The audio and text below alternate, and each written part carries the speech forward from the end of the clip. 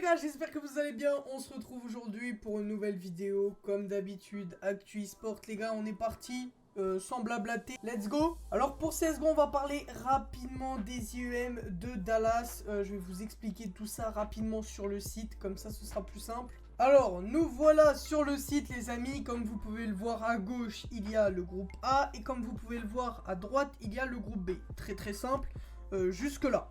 Alors pour les rencontres les gars, comme vous pouvez le voir, elles se joueront donc aujourd'hui le 30 mai à l'heure où je tourne cette vidéo à partir de 18 h. Donc malheureusement je pourrai pas vous communiquer les résultats. Donc on verra ça la semaine prochaine dans un prochain épisode tout simplement. Et pareil pour les demi-finales qui se joueront dans la nuit. Donc malheureusement je pourrai pas vous communiquer les résultats de suite. Mais par contre, vous pourrez suivre la finale du winner bracket et la finale du loser bracket, il me semble. Voilà, si vous voulez suivre ça, les gars, ça va être ma foi très passionnant. Et comme vous pouvez le voir en bas, les qualifiés vont en playoff. Donc, les premiers de chaque groupe, les gagnants de chaque groupe iront directement en demi-finale. Le deuxième et troisième du groupe B et du groupe A se joueront. Et ainsi de suite, voilà, vous avez compris. Et le gagnant remporte tout simplement cet événement, les gars. Que dire de plus? Rien du tout. Voilà, je vous ai résumé très rapidement, les gars, les rencontres à venir. Malheureusement, je sais qu'il y en a beaucoup qui suivront pas cet événement à cause de ça. Mais il n'y aura pas de cast français pour cet event. Malheureusement, voilà, c'est très dommage. Enfin, en tout cas, je n'ai pas le lien de la chaîne qui va cast cet event. Peut-être que la chaîne officielle CSGO FR va le faire. En tout cas, je n'ai pas d'infos précises sur ça.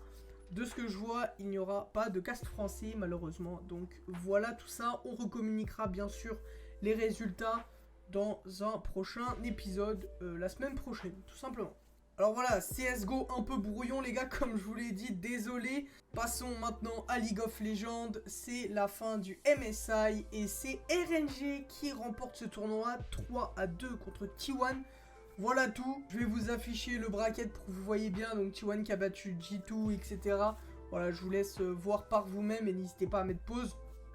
Nous, on va parler maintenant du prochain, des prochains matchs à venir tout simplement. Le Summer Split de la LCK commencera le 15 juin les gars, donc c'est vraiment pas maintenant, on en reparlera. Pareil pour la LEC qui débutera le 17 juin. Et pour la LFL par contre, ça reprendra dès demain à partir de 18 h. Je vais vous afficher le planning juste là. Et vous pourrez suivre tout ça sur la chaîne de OTP LOL comme d'habitude. Voilà, n'hésitez pas à mettre pause hein, si vous voulez voir le planning plus en détail. Je vais vous l'afficher, je vais scroller, mais n'hésitez pas à mettre pause vraiment. Et à regarder tout ça parce que ça va être des beaux matchs. Pour le format les gars c'est très simple, c'est comme le Spring Split de l'avant. Pour la LCK, la LEC etc. ça conclura pas par un MSI mais par les Worlds tout simplement. Mais par contre, pour la LFL, etc., ça conclura par les EU Masters, voilà, comme on a l'habitude de le voir.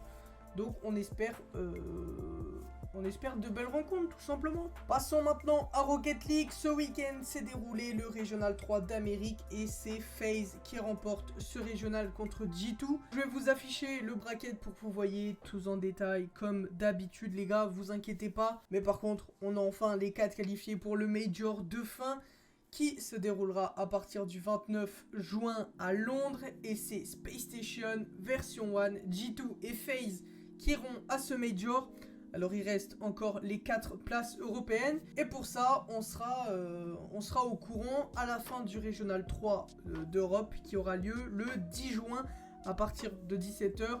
On reparlera bien sûr du planning, des résultats, etc. une semaine avant. Enfin, pas des résultats, du planning surtout, pour que vous suiviez les matchs, ce serait pas mal. Mais voilà les gars. Alors, pour l'Overwatch League, les gars, on a les qualifiés pour le Kick-Off Clash de juin. Pour le format de ce Kick-Off Clash, il me semble que c'est les 2 premiers de chaque région qui iront se jouer dans un seul et même pays. Je sais que l'année dernière, par exemple, ça se jouait à Hawaï. Donc, est-ce que cette année, ce sera pareil? Je n'ai pas d'infos. Je pense que oui, ça me paraît très logique en tout cas. Et voilà, je vous recommuniquerai tout ça à la fin des matchs, tout simplement quand j'aurai un peu plus d'infos. Mais sinon, n'hésitez pas à suivre tous ces matchs, on va en reparler bien sûr. Alors voilà, pour reparler du planning, très simple, ce sera à partir de jeudi 21h jusque tard dans la nuit, à peu près 2h du matin. Ensuite, le vendredi, on aura à midi jusque 15h la région Est. Et ça, jusqu'au dimanche, je vais vous afficher tout ça. Et vous pourrez suivre ça sur la chaîne de l'Overwatch League FR. Donc voilà, je vais vous afficher le planning. Comme vous pouvez le voir, on aura de belles rencontres. Notamment San Francisco Shock, Washington Justice, voilà, je vous laisse voir. Et tout simplement, faut gagner, hein, faut gagner tout simplement. Faut finir dans les 2 premiers pour aller au prochain... Pour aller au step suivant. Téléphone qui vient de biper, je suis désolé. Bon, faut gagner tout simplement ce tournoi. On reparlera bien sûr de la suite dans l'épisode de la semaine prochaine, parce que ce sera fini, il me semble. Donc voilà, n'hésitez pas à suivre tout ça. Pour Valorant, on a eu beaucoup de matchs la semaine dernière, donc je vais vous afficher, j'ai bégayé, je vais vous afficher les résultats de toutes les rencontres très rapidement. Donc pour rappel, il faut finir dans les 4 premiers au classement, que je vais vous afficher aussi rapidement dès maintenant.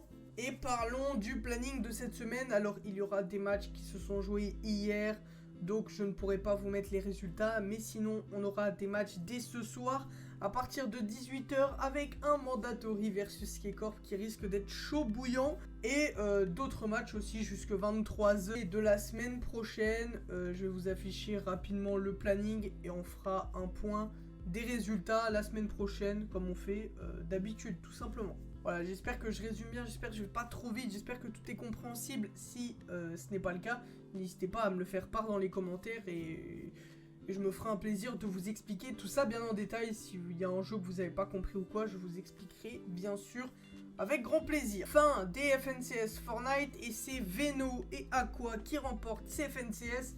Je vais vous afficher le top 10 juste là.